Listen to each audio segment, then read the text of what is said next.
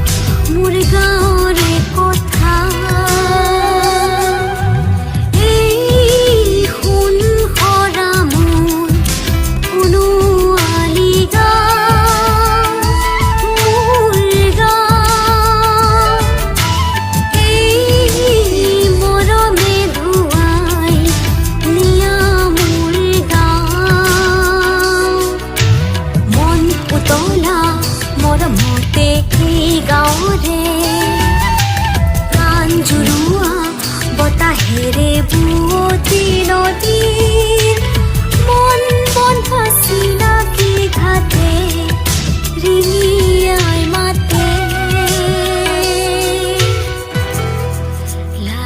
la la